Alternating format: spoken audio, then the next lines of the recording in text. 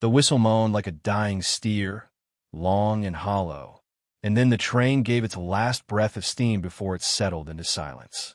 Dust drifted in the orange light of sundown, curling around the boots of Elias Boone, who stood alone at the platform, hat in hand, waiting. His Sunday shirt clung to him with the day's heat, his collar damp, but his back was straight as a fence post.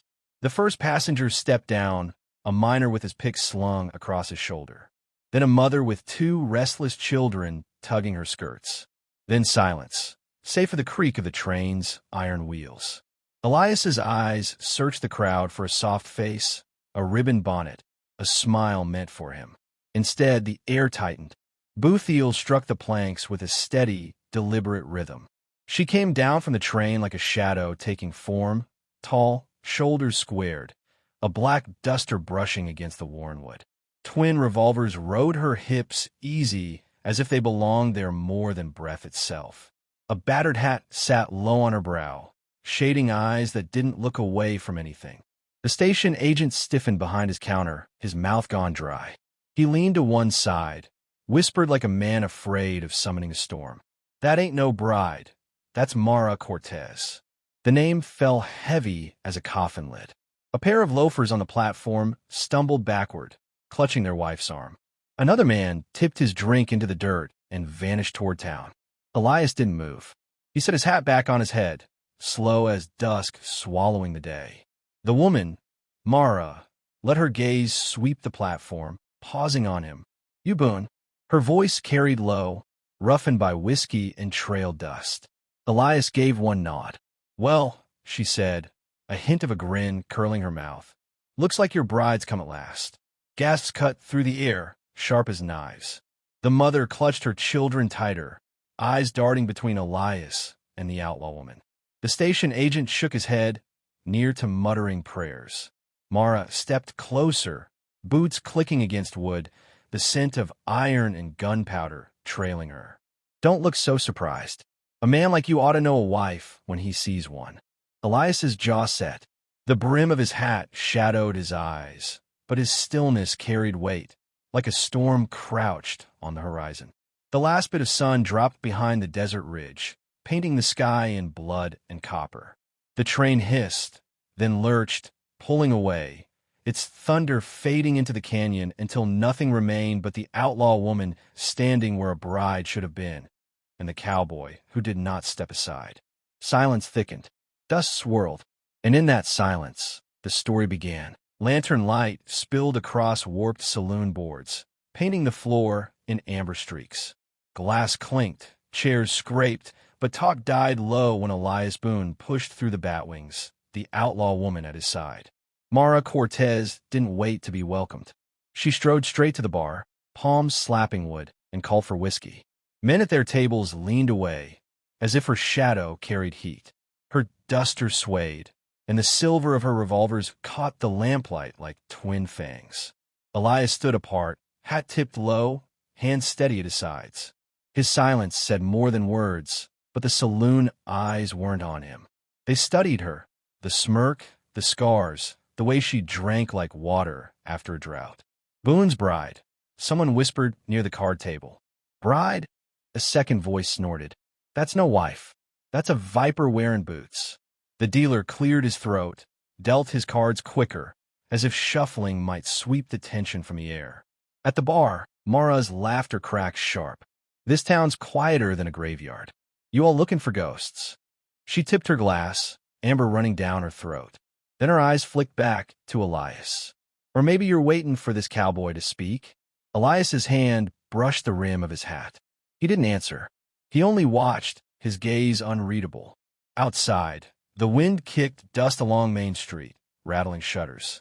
The sound carried in, dry and restless, like a warning. Later, back on Boone's land, the night air pressed close. The moon rode high, pale against the desert sky.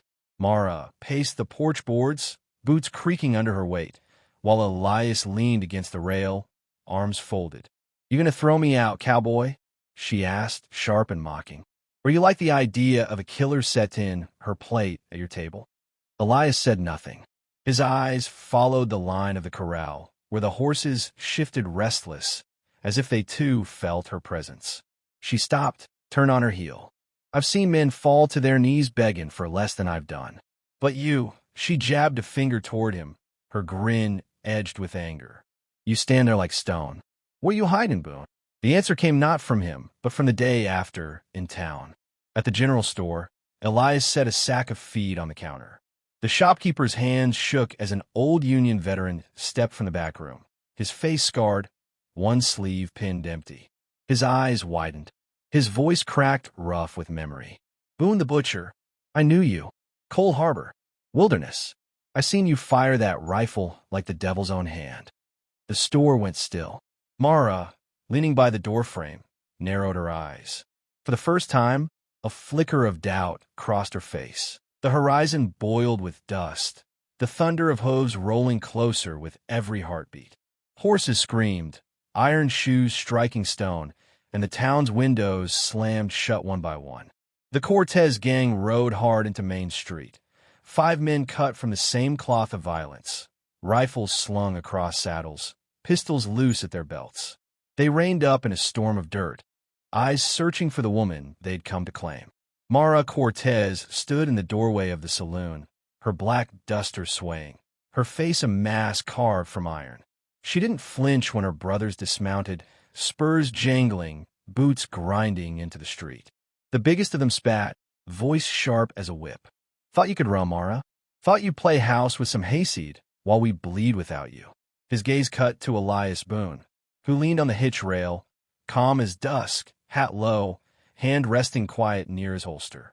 The sheriff lingered half-hidden in his office doorway, sweat shining on his brow, his badge glinting useless in the failing light. Not a word left his mouth. Mara stepped forward, boots crunching grit. I'm done riding with you. Her brother's laughter split the air, cruel and certain. Done? You don't walk away from blood. You know that. Boone here's just cover. You belong to us. Elias lifted his head then, eyes steady. His voice was low, carrying through the silence like a bell toll. She belongs to no one.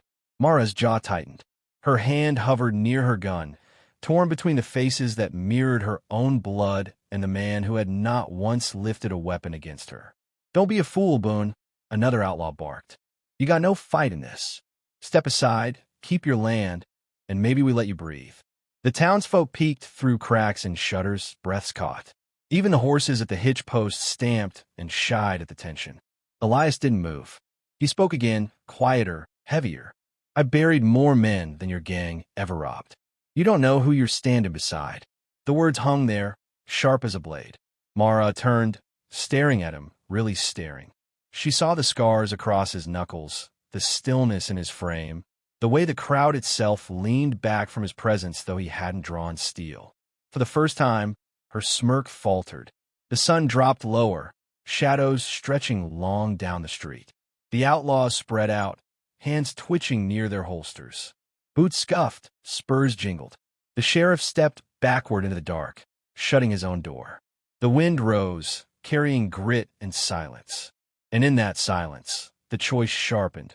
Mara's blood behind her, the war-born killer before her. The horizon darkened, and death rode closer. Guns cleared leather before breath could catch. The street cracked alive, muzzle flash tearing through the dusk, bullets shrieking into dust. Horses reared, screaming, iron shoes sparking against stone. Elias Boone moved like a shadow set free. His revolver barked once, twice. 2 of the Cortez brothers dropped where they stood, boots kicking grit as their guns spun from limp hands. Mara drew, her shot cutting the hat clean off another outlaw's head, the slug whistling past his ear. He fired back wild, shattering a saloon window, glass raining over the card table inside. The townsfolk held their breath behind shutters, faces lit by the fire of the gunfight bleeding through the cracks. The sheriff never showed. The biggest brother, chest heaving, roared Elias's name. He charged, revolver raised. Elias pivoted, one step measured, one hand steady as stone. His bullet found the outlaw's chest dead center. The man staggered backward, arms spread wide, and collapsed in the dust, blood dark as tar seeping into the earth. Silence broke for a heartbeat. The last outlaw, trembling, aimed at Mara, his voice shaking. "You should have stayed with us." Mara's eyes narrowed. Her finger tightened. Too slow. Elias fired first. The shot spun the man around and dropped him face first in the dirt, his gun skittering into the shadows. Smoke drifted thick across Main Street, curling from revolver barrels, hanging in the air like the breath of ghosts. The horses pawed the ground, snorting, restless. Elias stood in the center of it all, revolver lowered, chest rising slow, eyes hard as canyon rock. The quiet rancher was gone. What remained was the soldier, the sharpshooter, the man who had carried the war in silence all these years. Mara holstered her gun with hands that trembled just enough to betray her. She looked at him, not as a groom she had mocked, not as a rancher she had tried to use, but as a man who had stood when the world had turned its back. Her voice cracked low, barely carrying. "You weren't waiting for a bride at all, were you?" Elias replaced his hat, brim shadowing his face. "I was waiting for the storm." The words carried through the dust, through the still air, through the town that would never forget. Lanterns flickered back to life one by one. Doors creaked open. Townsfolk stepped out, their eyes wide, their whispers already starting. Children would hear of it, grandchildren too. That night, when Boone the Butcher laid down his silence and justice walked the street. And the outlaw widow, who once came to claim a place she had no right to, chose instead to stand beside him in the smoke. The tale would be told by firelight for years. How a cowboy who never sought glory found it anyway, and how a woman born to blood changed her fate in the shadow of his hand. The dust settled. The story was sealed.